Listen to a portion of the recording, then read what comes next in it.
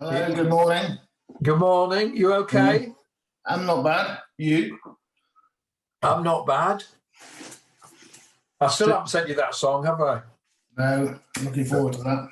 No, it's going to be good. No, Mark and I are still writing together. You know, however many years after Tigers Are Back. Was that our first composition? Co-write? Was it? Apart from probably when we were about 9. Yeah. Yeah. Probably apart from when we were 9 and making up rude, new things about similar standards. Yeah, exactly. So the reason this happened, Harry, was because you put up something that you just got the single, you just got the Tigers Are Back. Look at that, Mark. That's Mark's design. Beautiful design. Yeah. Because when I started the podcast, I needed an intro to it. So I was like, oh, it's got to be that song from the 80s. Perfect. And then a few people commented on it, and I was like, I'll have a look on eBay, and then I managed to get one. So, can I ask how much they're going for on eBay? I think this was around, with postage, I think it was about £8 or something. Well, that's probably what I expected. Yeah, probably about a few quid for the album, and then it's bloody $4.99 for postage. I'm a glutton. What did it cost at the time, Hen? Oh God, what would it have been? Not buttons, wouldn't it? £2, something. £2, yeah. Hey, it was number 1 in the Sydney Scarborough chart in the whole region. Yeah. Didn't it knock Duran Duran off the top spot? Yeah. You know what I should have got? I've got sort of little clips that my mum and dad saved of the campaign, as it were. It was hilarious, wasn't it, Mark? My brother's just reminded me, because I've just been on with him. He was remembering. So, do you want us to start talking about the single straight away? Well, maybe just to get a bit of context and everything, like. Yeah, who the hell are you? You mean? Yeah. But how did your relationship come about? And like, you say you were friends when you were kids. We were at school together, yeah, and then we just carried on. And then we were. You weren't at art college together, but I was at art college, and then you followed me into Hull Art College, and then because we lost touch a bit, and then came back. Yeah. Now we see each other. I think when you went to art school, I think I probably applied at the same time, but didn't. I even applied to Liverpool, where you went, but didn't. Oh, right. And maybe the year after you, I think. Maybe it was, yeah, something like that. So then I went to art school 4 or 5 years later, was it? Yeah. So I went to college quite late.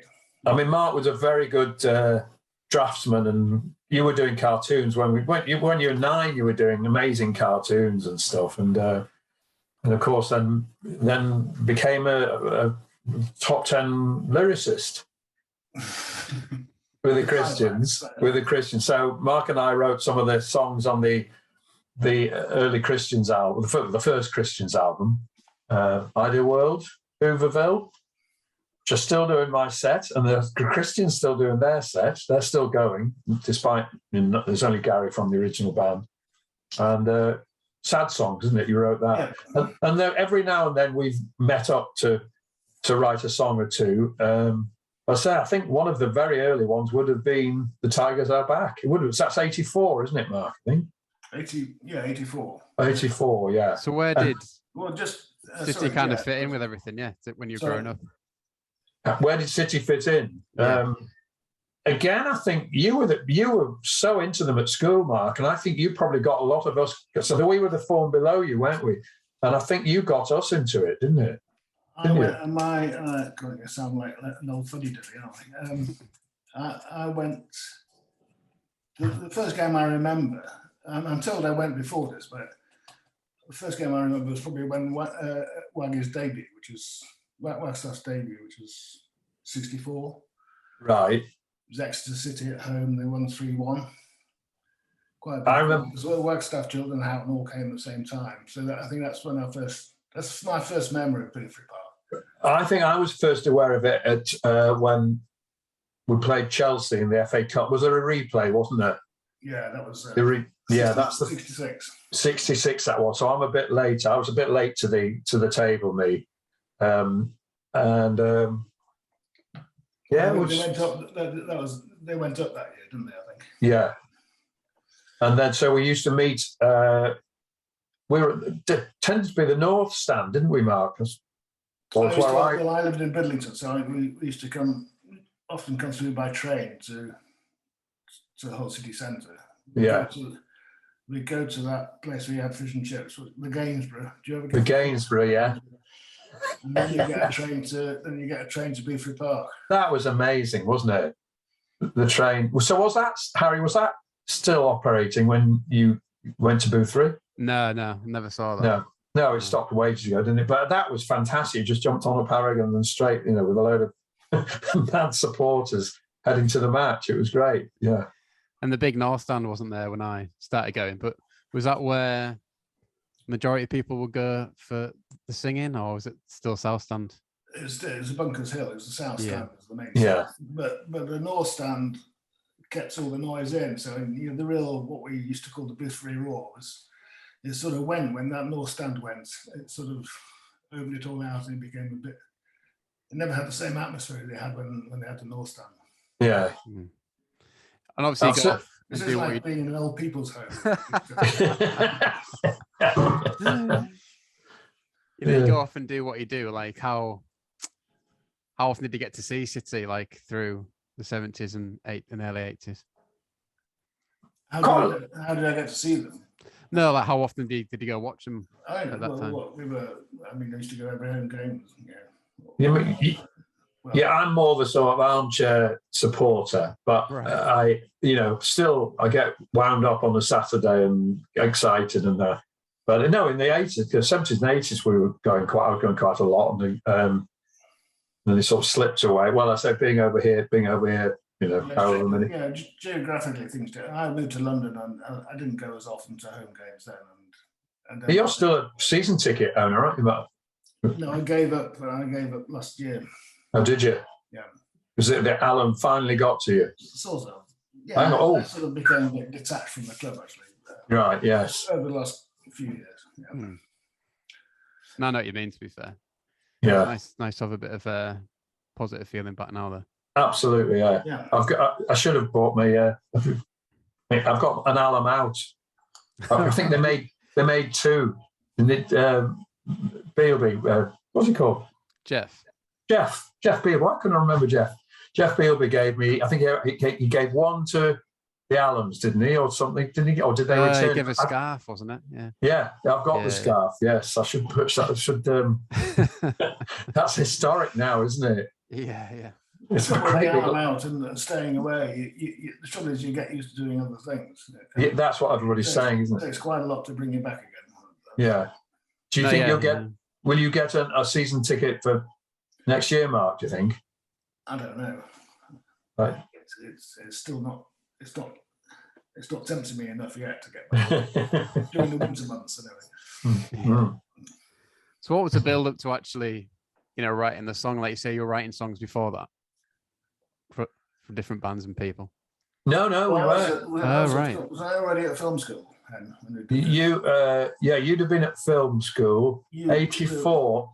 I would have been. Mark was a big fan of my first band, Yachts, one of the few, and so we sort of kept in touch, and we saw each other quite a bit, didn't we? Every now and then. Yeah, well, you were doing a bit of music, probably doing a bit of music for my films. Oh yes, that's right. Yes, Mark got me to do some music for various films, was it? Yeah, but back then I was doing animation back then. So, yes. So at that time, that's when City went into administration and stuff. That was why we thought of the song on it. Yeah. Yes. Because the players weren't getting paid for a couple of months, so it was a charity thing for the players. It was, yeah. That was cool, yeah.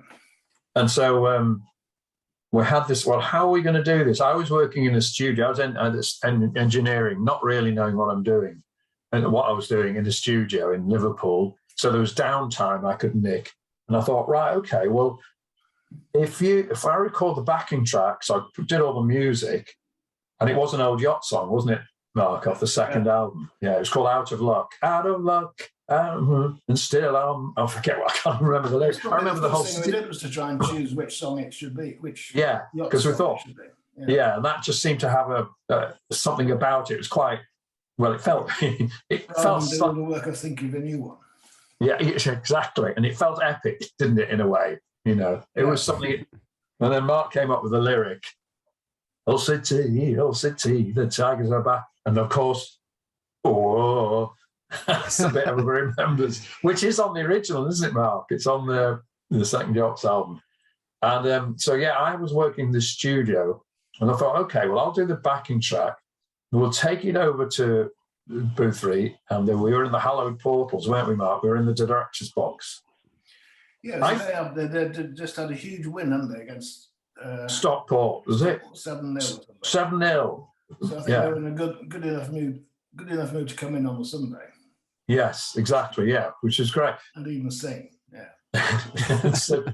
But the whole thing was like, I was speaking to recording engineers, and they said, well, how are you going to do it? And I said, well, we're just going to, my brother's got a little reel-to-reel. What he said was an Akai 4000 DS, for those in the know. He's just told me that. He wanted me to let you know what the model was. And so the engineers said to me, it won't work. It won't sync up. How are you going to get it to sync up? I said, well, it will, won't it? So we didn't even know whether it would work or not. So we played the track I think we played it through an old guitar amp, and initially it was to have them, I think, singing a lot more, Well, the players were never going to sync up anyway, even with modern equipment. Yeah, exactly. No, true. That's true. That's cruel but fair, that, Mark. Yes, but it was. I could see a lot of them. You could think, what on earth are we here for? Why are we doing this? But they got into it, and which at least it was a simple enough chorus. I realised, no, there's no point in trying to get anybody to sing any of the lead lyric. I had to do that, and even the main chorus lyric, it's me mainly, isn't it? I think it's quite embarrassing to listen to, but yeah, it did. It worked. When I brought it back, it somehow sort of it synced up all right. How did you approach the club in the first place? Were they quite receptive to it from the start, kind of thing? Had we done your film, Mark? Have you done A Kick in the Grass? No, you were so old now, we get these things muddled up. No, the film came after. Did it? So how did we get it? We just got in touch with Don Robinson. And he was a mover and a shaker, wasn't he? Yes. Yeah, I can imagine being quite up his street. Yeah. Yeah. Absolutely. He said, "I'll make this number one in Hull. Don't worry." And indeed, he did. Yes, that probably was it. We just got in touch. We've been chatting anyway, because again, I'd done some cartoons about Hull City and got to meet Chris Chilton and people like that. So we were sort of talking to somebody there anyway. Yeah. Yeah. Okay. And what about in terms of? Was there at the time? God. And there's that lovely, the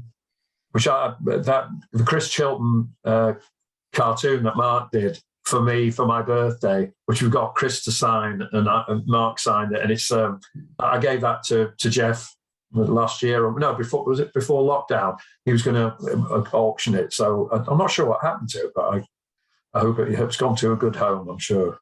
It looked nothing like Chris Chilton. The Old Magic, that's what it's called, isn't it? The Old Magic, yeah. Oh, but in terms of lyrics, then, was that a joint effort in terms of the lyrics? No, mainly you, that wasn't it, Mark? I think I just left the lyrics to you, didn't I? Yeah, then yes, I think so. I mean, what always happens when you and I write together is, write the words and then we start tinkering with them. We do tinker, yes. And I usually give...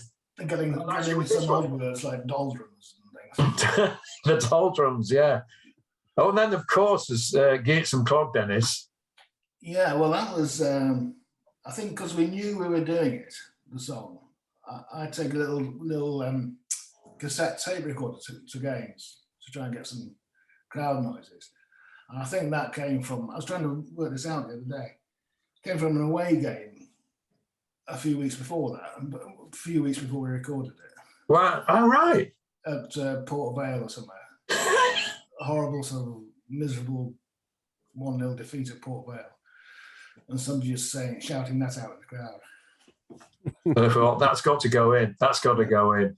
Yeah, someone's asking about you that. Borrowed crowd noises from from library stock or something, didn't you? I got most of it. It's actually a very cool record to drop into conversation. It's La Dusseldorf, who are this krautrock band. That's their genre from Dusseldorf, and it just had this great. I tried the Pink Floyd one, which was off Pink Floyd's Medal. It's a Liverpool crowd, and I think it was too well known. I thought people will spot that, so I thought I've got this La Dusseldorf, which had a great crowd noise on it, so I just used that. Did we use any other effects? I think they came back in the middle, don't they? Do the effects come back in the middle? I think they do. Harry will know because he's the one who listened to it most recent. He's the one who buys this rubbish. It is fondly remembered, which is crazy, really. And do you know Don Records? Is that Don Robinson, or is that a coincidence? Oh no, it's all out there. What's it? Is it Avago Dennis music? Isn't it? Yeah, Avago Dennis. Is it published by Avago Dennis? Um, And the numbers COL001, is that right? It is. Colin Appleton. It's not Harry. It's not just thrown together. No, I just love that Don Records. It looks cool. Don Records, yeah. And so Mark did all the artwork, and then we had to go down. You were in London at the time, weren't you, Mark? And I passed my test on the whatever it was, the Tuesday. And the first journey I did after passing my test, and bless my mum for letting me take a car, was down to this Mini, down to London, to Mark's, where you had all the, these boxes and boxes. How many do we have? Do we press up? I think I must have been in the north. I came down with, I was on that journey with you. You were? I think you might have. I remember you driving to London for the first time. Being quite a tense moment for me as well. Yeah. I think we went around Marble Arch, didn't we? And I'm going, what the hell's this? I'd only just passed my test, but it was all for a good cause. Yeah, and then we picked up all these, and then we brought them back up and dropped them off at City, didn't we? I think at Boothferry, I assume. Did we? Yes, I think did we go to Sydney Scarborough? I seem to have a memory of going to the record shop and taking some there. Maybe we did. Maybe we did, yeah. Right. They're mainly in our garages. Well, they Mark, and now they're going for under a £5 on eBay. It might be time to bring those out. Just going back to the recording. So, can you remember which players turned up? And did you say it was in the boardroom where they recorded the voices? It was in the boardroom Sunday lunchtime, and I think they were all forced to come. I think they were forced to come, yeah. Which again, it showed on their faces that were there. And then it gradually became a bit more relaxed, didn't it? I don't know if they were drinking but they were all there. Brian Marwood and Gareth. It was that promotion squad, Yeah. Future England managers and people. Can you remember some of them being more up for it than others, kind of thing? I remember Dennis Booth being up for it, but out of tune. But then, of course, I don't really remember. I probably was panicking so much anyway. Were you sort of front of house, Mark, trying to G them up, or were we both doing it? That was probably G anybody. No, it was probably me actually. I think my brother was probably operating the tape machines, and he's just reminded me we had a cassette there as well to record it. I mean, it's just so lo-fi. It's just incredible that it actually sounded half or a third decent, But I get confused with that day, and of course, then was it the next year, Mark? We went to Florida to make a Kick in the Grass with roughly the same squad, was it? Yes, changed a bit. A few new. Yeah, they just missed out on the last day of the season of getting promotion. So which slightly spoiled the film, didn't it? Well, it had to start with a down. Down. Yeah. Have you seen that, Harry? No, I was going to ask what is Kick in the Grass. Kick in the Grass is I was at the National Film School, and I went in as an animator, and but very soon went off animation. When I realised it takes a year to do one joke. So I turned to live action, and going to live action, I did a documentary, and the documentary was following City on a tour of Florida. Okay. In 80, what's this, 80? I thought 84, but it's 85? 84, end of 84. Yeah, so end of 84 was when they missed out on promotion by. Yeah. And then they went to Florida, and that was when Brian Horton was flown out as the new manager, and it was at taxpayers' expense, our holiday. I think I have seen on YouTube actually. Is it on Tiger Tube? On YouTube, yeah. I think I have watched it at some point. When we played Tampa Bay. But yeah, that's right. Yeah, Mark got me over there as sound music, to do the music for the film and also interview people and that. Obviously good experiences, like big City fans. Yeah, it was fantastic. How long were we there, Mark? A week? 10 days, I would say. 10 days, it was 10 days. We went to Fort Lauderdale and Miami. We went to a few places, didn't we? Yeah. It was supposedly it was a two-legged cup final, Arrow Air Cup final. And even that was a sort of damp squib, wasn't it? Because we'd already won 3-0 at home. So yeah. There's no competitive edge to that. It was just a very interesting. It was interesting, wasn't it? Was that Don Robinson came up with that idea? Yeah. Yeah, the Arrow Air Cup. Yeah. With Rodney Marsh, who was then manager of. That's right. Oh God, yeah, because I had to interview Rodney Marsh and Malcolm Allison, didn't I? Yeah. How did that go? I was probably shitting myself. All I remember is one of the things I remember with all that lot is we were at probably the Tampa Bay's ground or whatever. They were all doing training, and Mark, we were behind the goal, weren't we, Mark? Do you remember you were filming behind there? And somebody whacked this ball, it just winded me. Typical footballers, they're all laughing their heads off of these, lily-livered artists and musicians. I remember filming when we were behind the goal in the main game at Tampa Bay Stadium, which is an enormous stadium. We were behind the goal, and then all the crowd was shouting at us, and we thought they were just shouting at us because we were fat and English or what. But then there was a goal went in, and there was those explosives behind the goal. Those huge things went, there was explosions, and we'd been wandering aimlessly across them. Yes. I remember also the moment when Brian Horton came. Don Robinson kept it secret that Brian Horton was coming out to be introduced to the squad as the new manager to replace Colin Appleton. And none of the players knew, and so the players were on their normal routine of getting very drunk. And, do you remember this, Aaron? Yeah.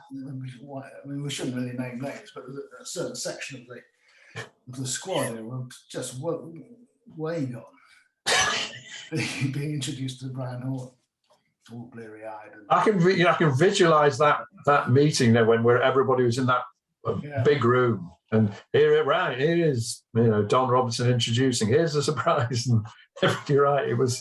That was great fun though. Really, really good fun doing that. There's a stripogram featured in it, Mark, isn't there now?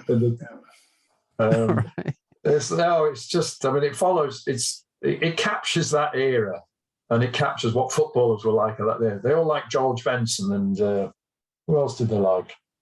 There were probably only one who was properly into music. They weren't really into music, so we couldn't really bond on that front. Have you heard the new, I don't know, Human League? It's interesting, that thing about never meet your heroes, because half of them turned out to be great, but then you're not really sure about the other half.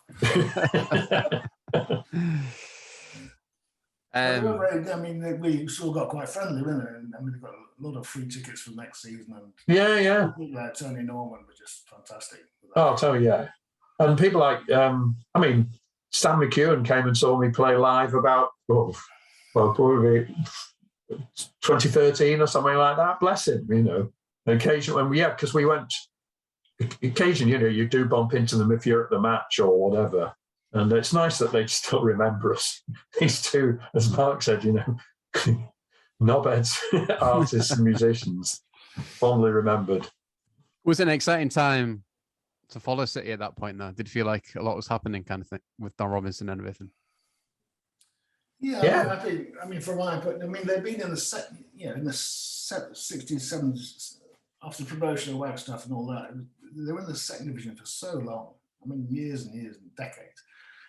And then they failed and went down. And you did feel like they were on a major rise then. Was it 2 promotions in a row? Was it? Yeah. Well, they missed out at Burnley, and then so 2 promotions in 3 seasons. It did feel like they were on the rise up. Mm. Then just going back to the record, like you say, you designed the artwork. You designed the artwork, Mark. Like, what went into that? Is that based on a photograph, or did you kind of put it together from different photos? It's all highly illegal. I was a student at Leeds, and I had a holiday job in London at the printers. So, I just spent a few hours digging out. It's hard to think back. Nowadays you just look online and get these pictures, don't you, and drop them down. But I don't know how I got hold of Alf Ackerman, old 40s, 50s pictures of Hull City, and even where they came from. Just a question of, copying those and blurring them and making them a bit more arty, I suppose. Oh yeah, that's right. Arty and amber. Yeah, because the crowd scenes from Bunkers Hill in the 60s. So. Okay, right.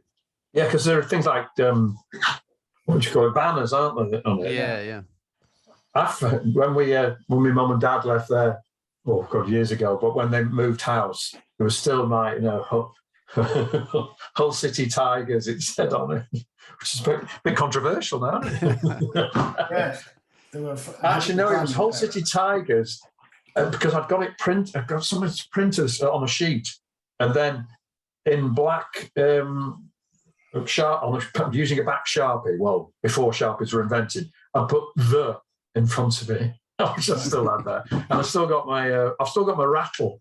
Of course, those were the days you still had rattle. Why do I keep these things? I don't know. Have you still got loads of stuff, Mark? Have you? No, I don't think so. No, I had a few clear outs. I have. A hoarder, aren't you? Well, no, I've started the city stuff. I gave to Jeff Bealby, and he was going to put it all for charity. But I had loads of programs, and actually, I found that era, the sort of 64, 65 era, 66 era. I got a photo of them all, the framed ones. So I just found that quite recently, which must have somehow passed by. So that'll be going to Jeff to be auctioned if anybody's interested in it. It's a full, I remember you going to a match. I remember taking my son Harvey to a match. I think this is right, but I remember you coming along and bringing that rattle.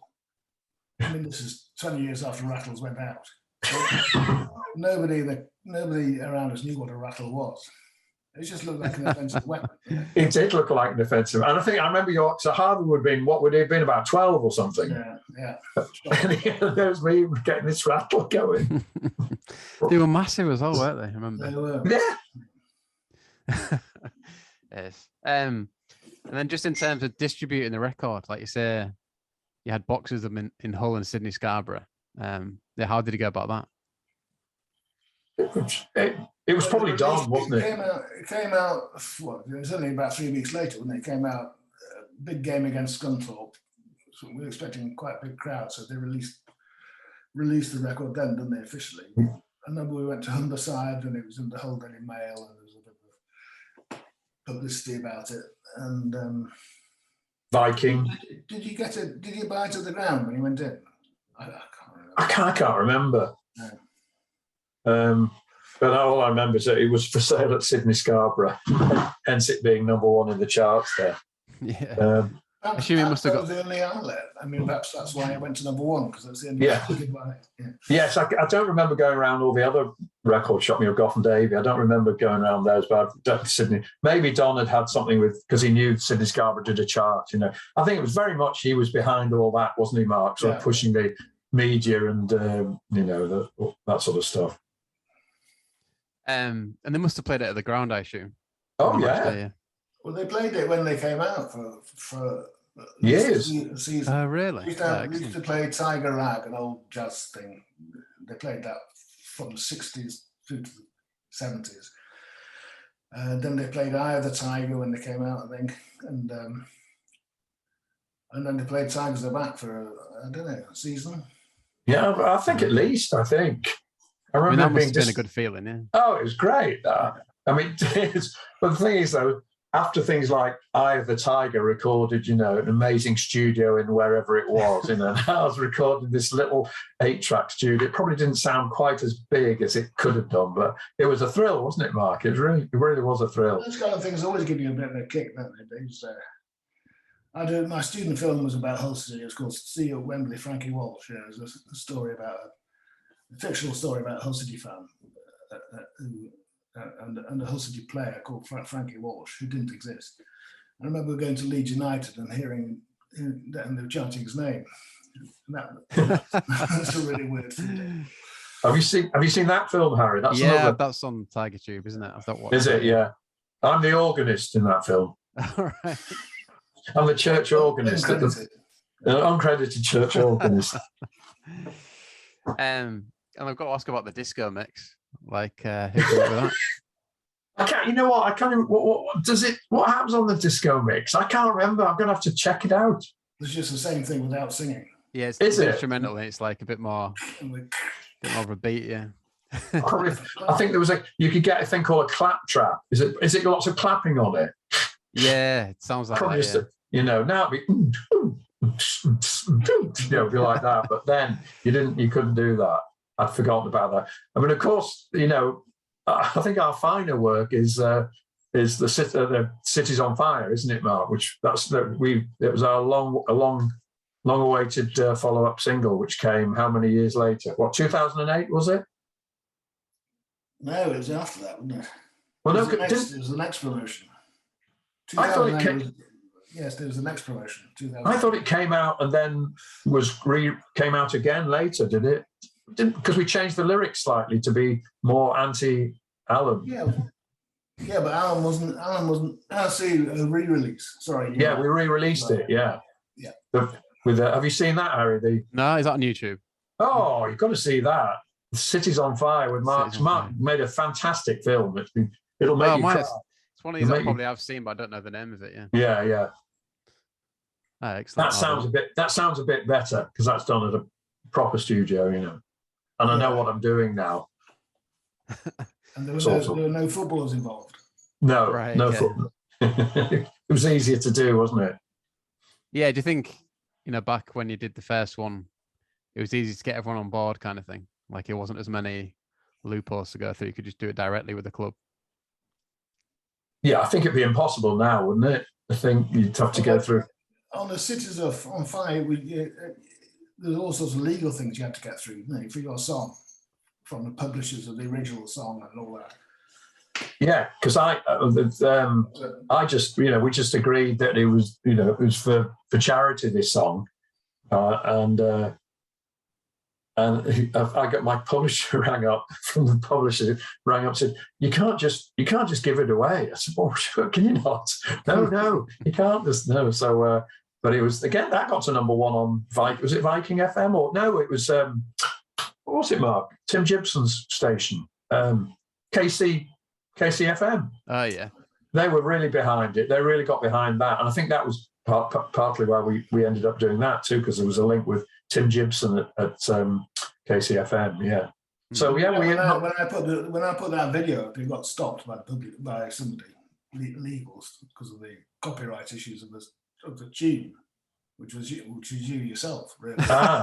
Well, I know that would have been my publisher. I mean, they've done that with my own song. Songs from my first album, Grace the New Blonde. It was taken down, and I don't know whether it's actually gone back up again. But back in the time as a band, none of that was happening because it was none. It wasn't. And didn't you have problem with some of the footage that you used on the Cities on Fire? Yes. Yeah, but then you sort of spoke nicely to the chap and said, "Look, I'm a City fan." Yeah, it's very nice, very good. Back in the times of back day, you didn't ring anybody up or ask anybody's permission to do anything, did you? I mean, you just got it out there. Yeah, Little Don Robinson style. Yeah, and it must have been, nice to help the players. Obviously, the players' pool, was that a good feeling as well? Kind of with the money coming off the back of it. Yeah, great. I mean, because there were all sorts of ways. I mean, Don was good. Don, but people were going around. I remember Don on a horse, Don Robinson on a horse going around, and there would be stewards with buckets, and people would throw money. So everybody got behind it. So it was just at that time, it just seemed the right thing to do, didn't it? Yeah, and they were very appreciative of it, because it did, it's good. I think it's pretty hard times for them for 2 months or so when they weren't getting paid at all. I mean, some of them left the club, didn't they? And I think there's a bond between the fans and the players that doesn't really exist anymore. That feeling that they were out there playing for nothing, and the crowd knew it. Yeah, There's a real loyalty thing going on. Would you ever consider doing a 2022 version? Somebody mentioned it on Twitter, didn't they, the other day, Mark? Wasn't it? Hudson said we need a new song or something like that. Yeah. Well, the new German. Yeah. Do it, definitely. Go City. Get Adrian singing on it, yeah. Oh yeah. Imagine the Got Talent. Exactly. Imagine the equipment he could get hold of. Yeah, that's true. Well, I noticed Mark tagged him in, didn't you, Mark? You said we've already got a song. We've already done one.